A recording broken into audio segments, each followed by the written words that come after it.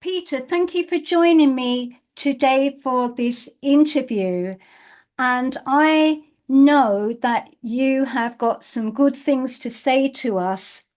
Some people will know of you, but not know of you very well. So, can you share a little bit about you, please? Oh, sure. I'm a associate professor at the University of Arizona, and I have five children. I'm divorced. I've been here at University of Arizona for 32 years, and I'm an engineer by training, but I've taught natural science for 32 years. And I've pretty much gone to the same church for the last 20 years in Tucson, Christ Community Church. And I've been in the same Bible study group for the same amount of time. So um, that's been sort of a stable thing for me. And yeah, I guess that's the Yeah, basic details.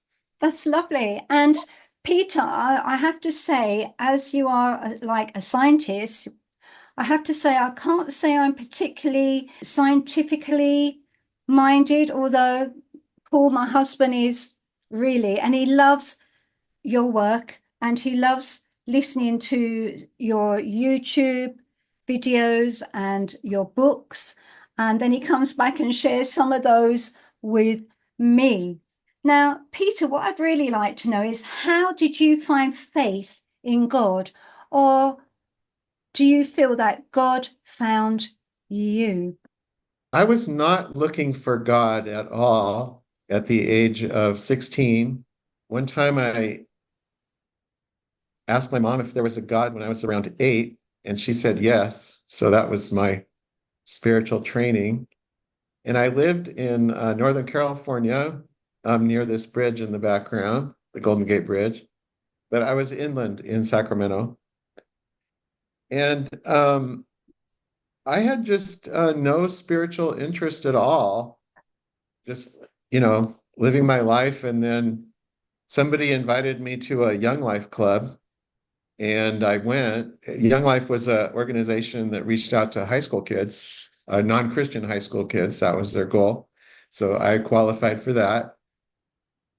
And I just went because there was cute girls there, and I really still didn't have any spiritual interest. But I signed up to go to their Young Life camp in Canada. It's a place called Malibu where Young Life bought out this resort from uh, movie stars.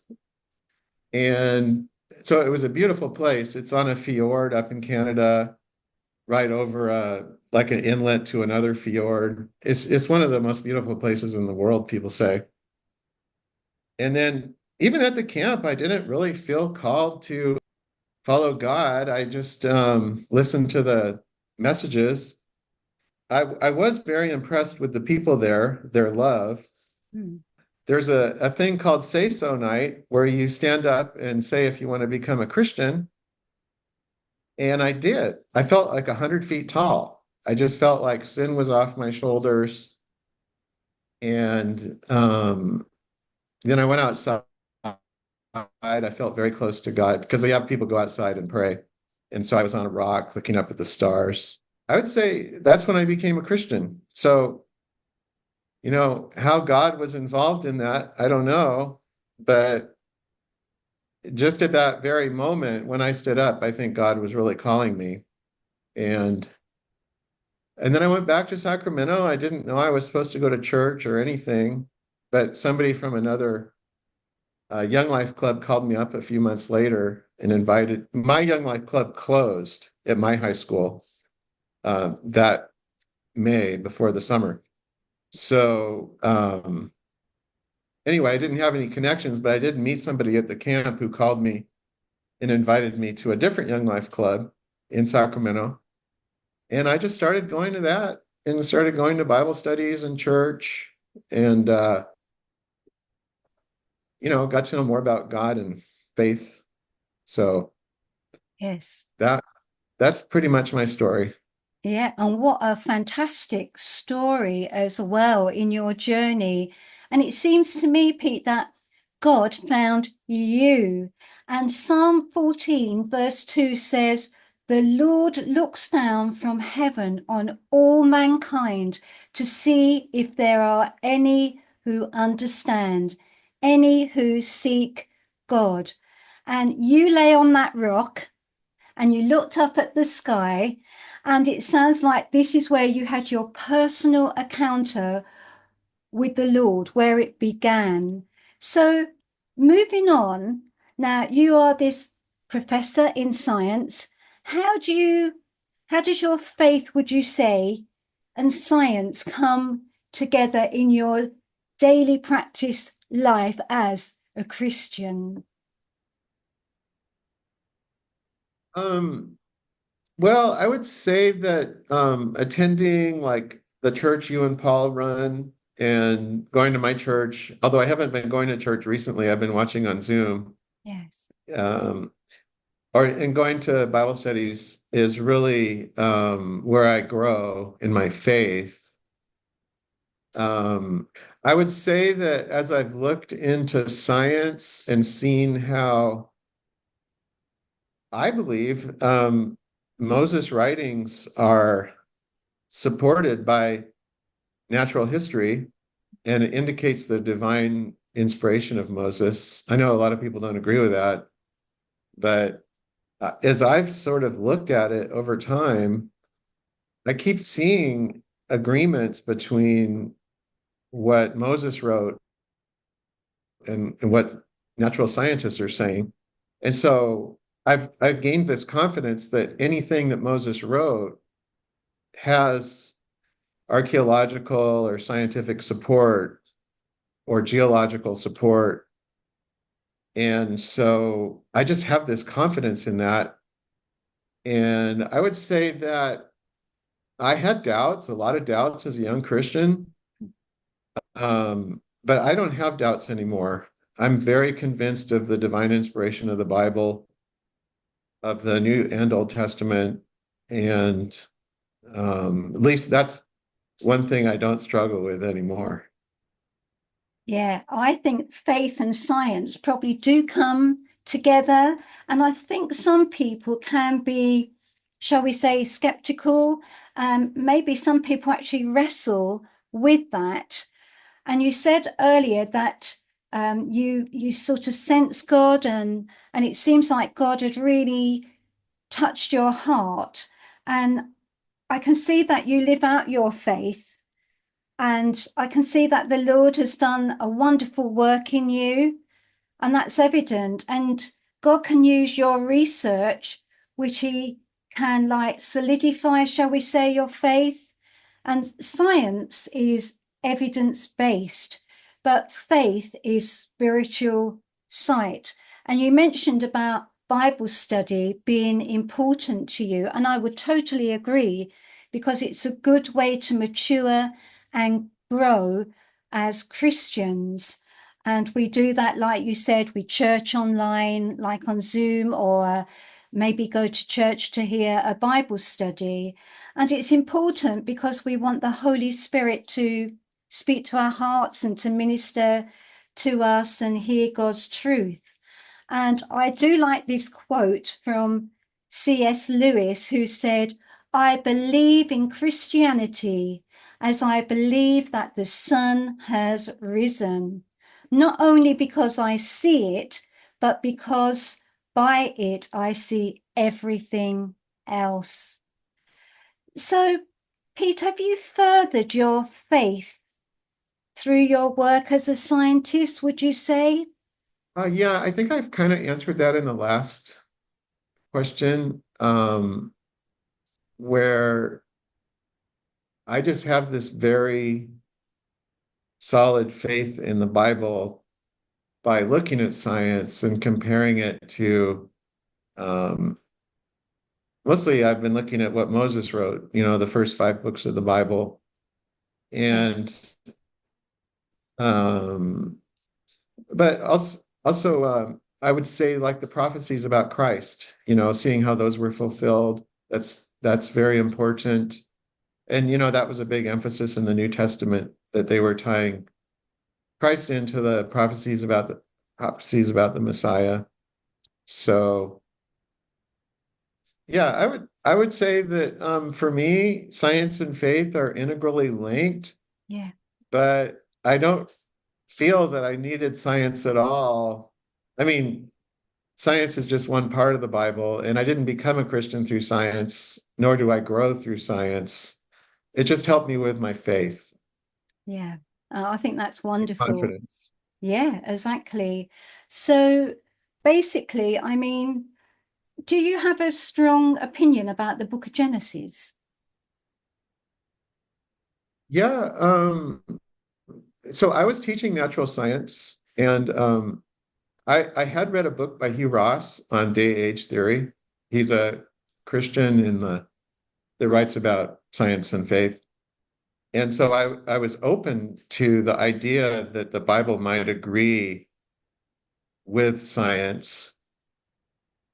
Anyway, over time, as I was teaching this natural science class, I started noticing that there was correlations between science and faith, or science and what Moses wrote, like, a beginning of the universe, a dark cloud, which I interpret verse 2 as, such as the dark molecular cloud, a, um, a the light being the sun that forms after the dark molecular cloud, then a disk forming between the clouds, which is just like a circumsolar disk. So I started seeing these sequences, and then I just kept looking into it, and I just kept finding more and more sequences. And then I found out that my interpretation, which I really wouldn't trust since I'm not a theologian, but my interpretation was almost exactly the same as the primary day age interpretation of the 19th century that was supported by, Arnold Guyot, who was a scientist, and then two theologians, Charles Hodge and Augustus Hopkins Strong, who wrote systematic theologies, which were the primary textbook for seminaries at the time.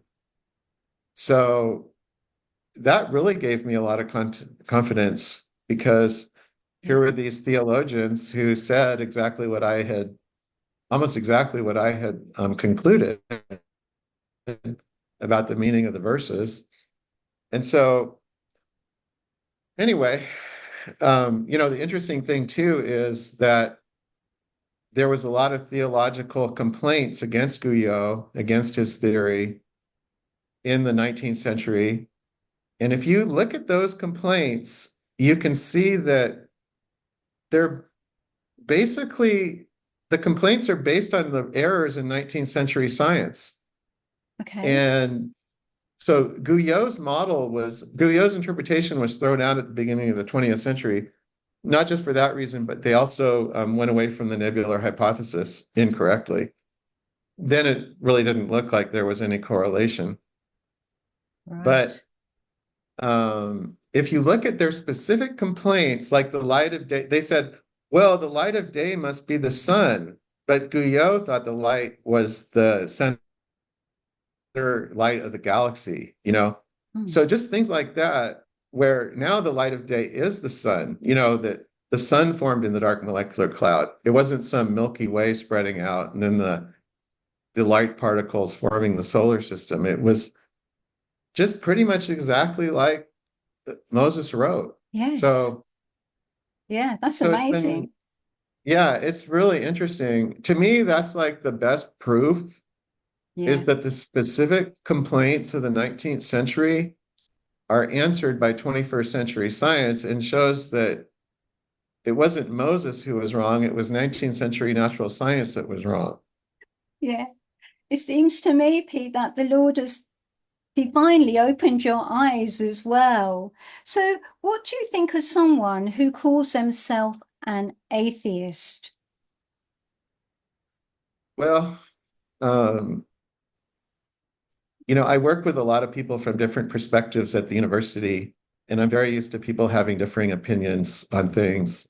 So it doesn't really bother me. And also, quite a few people in my family have been atheists. very open atheists. So, I mean, I'm sad for them, but Yeah. it doesn't, I just don't have a lot of emotional reaction to somebody saying they're an atheist. It's like, okay, well, that's fine.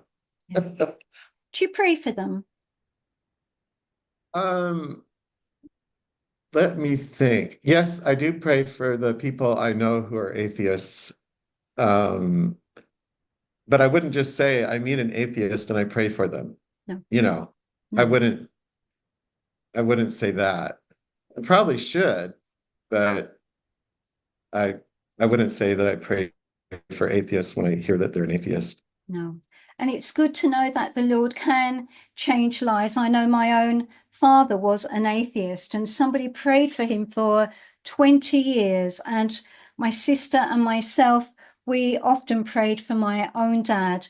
And my dad become a Christian and is a lovely, godly man. So the Lord can work in people's hearts. Now, Yes. were the biblical years, Pete, shorter than our current years?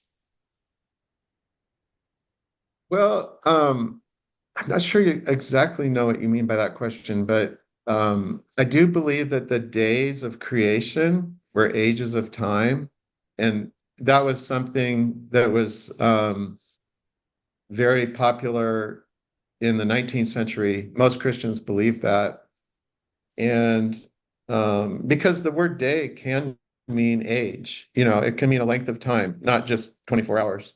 So like Charles Hodge said, if one interpretation agrees with science and one doesn't, you might as well pick the interpretation that agrees with science.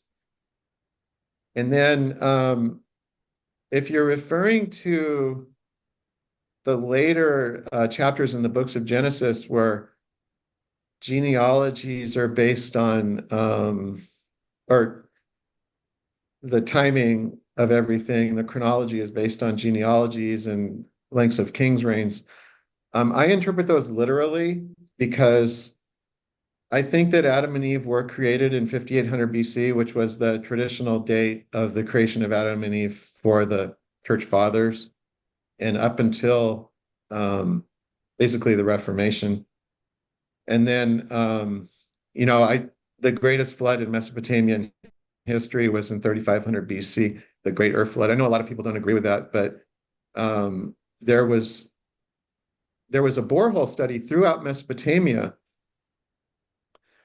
several years ago by Al Shakely, and they found the Ur flood layer, the Great Ur flood layer, throughout Mesopotamia in all parts of it. And I know a lot of people think the Great Ur flood was local because there was no flooding in Eridu, or no evidence of flooding in Eridu.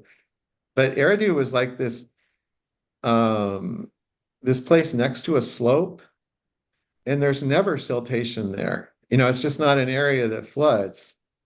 So, so people thought the Great Ur flood was local in Ur and not even 10 miles away or 10 kilometers away in Eridu. I forget how far. But actually, it's throughout the entire lower Mesopotamia, from Baghdad, all the way down to the Persian Gulf and from west to east sides of the valley. And it was by far the biggest flood. They had like 3 meters of silt deposits. And so they estimated the depth of the flood was, I think, 30 feet or something.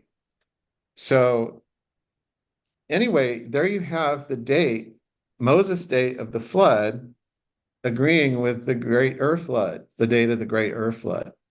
And there was never a flood comparable to the Great Ur flood in Mesopotamia. The other floods were like 60 centimeters of silt, Okay. and they were relatively local. But the Great Earth Flood was throughout. So, and then with Adam and Eve, I don't know how much I should go into all this, but the Ubaid were really the major people group in Mesopotamia until the Sumerians. And they spread throughout Mesopotamia, all the way over to Israel, down into Arabia. And they began in 5800 BC, which was the date of Adam and Eve, and they had an unexplained origin and an unexplained language origin. So it was like God put these people there and they started this people group called the Ube. Ube. So so yes, I guess in answer to your question, the first days I think were ages, and then the years in the rest of Moses' writings were literal years. Right, because it seems that the biblical years were shorter, but it was sort of corrected with a leap year, a month, because I think, am I right in saying there was 360 days, and I think the Yes. equinox sorts it out as it comes faithfully every year. So the stars give this accurate year, would you say? Um, well, the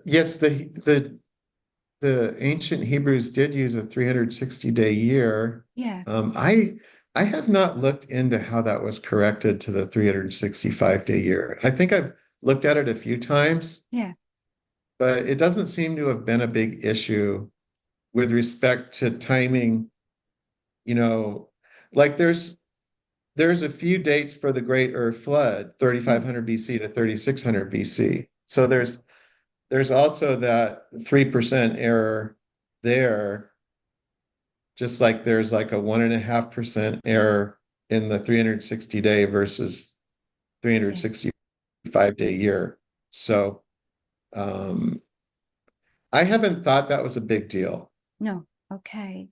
So moving on, does it take faith to believe in science or not? What's your thoughts on that? Well, so I deal with science all the time. I do experiments. I write about them. I teach math and science in classes, so I have to know all the derivations and Yeah. everything. And so I think for me to believe in science doesn't make any take any more faith than it takes for a mechanic to believe in a car engine. Yeah, I would agree with you there. And I think we're just sometimes scratching the surface as well. So, do you think science can lead people to God rather than away from God? Well, um, I asked my class a very, very interesting question a few weeks ago, and I was surprised by the answer. So, Carl Sagan, back when we were youth or young, he argued against faith based on science. He believed in that science disproved faith. And so um, I believe the opposite. I believe science proves faith. So I asked my class, I said, if Carl Sagan said disprove faith or religion, I use the term religion in class, but if Carl Sagan disproved religion with science, is it okay to try to prove religion from science? And almost to a person, the answer was yes, that's fine. You can. So I don't think people are against trying to prove faith with science, but they made the point that you can't prove metaphysical concepts with science. You can't prove faith with science or belief with science. But I believe you can prove the writings of Moses with science because Moses wrote down specific things about how the universe began, how Yeah. the earth began. And so you can evaluate those specific statements that haven't changed in 3,000 years or however long. And you can evaluate those against science and see if they're true or not. So I don't believe that people mind trying to prove things with science, people that aren't Christians. I believe, I don't know, to them, that's just not offensive. Right. Yeah, that's interesting. And you're a Christian not because you are a scientist, but because you believe in Jesus. Yes. So, as I told you at the very beginning of the interview, there was absolutely no intellectual processing going on when I became a Christian. I probably didn't have one logical thought about that. It was just a matter of faith and an encounter with God. So I realize a lot of people put a lot of effort into whether they should become a Christian or not. But for me, there was zero intellectual processing going on Yeah. as far as becoming a Christian. I think back in the 70s, like the late 60s, early 70s, a lot of people became Christians as a kind of a revival. Yeah. And I wasn't in Southern California where that main revival started, but I was in Northern California. And, I remember going to the warehouse in Sacramento where all these bands would come up from Southern California, like Second Chapter of Acts and Oh, Randy yeah. Stonehill and Barry McGuire, and going to listen to them. Mm. And there was just a kind of a movement going on where a lot of people became Christians at that time. And I would say that it's kind of like today, where, I remember in class, like I didn't know what the New or Old Testament were or anything. I just had no spiritual training. Yeah.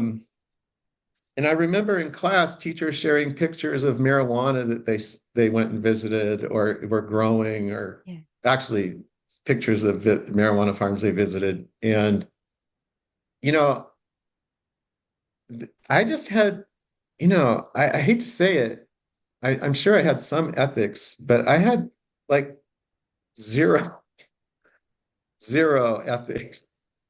And I just think it was just a move of God, where people like myself became Christians not through a long intellectual discovery process, but just through a movement of the Holy Spirit at that time. Yes. And I think that's a great place to finish. This has been a great interview. It's been a fascinating interview because I feel that I have learned some things myself to take away and ponder on. So, can I say thank you so much for this amazing interview today? And it's been good to talk to you, Pete. And I can see that the Lord has really got his hand on you. So, thank you. And the Lord bless you. Thank you. Thanks so much. I really appreciate it. Thank you, Pete. God bless you. That was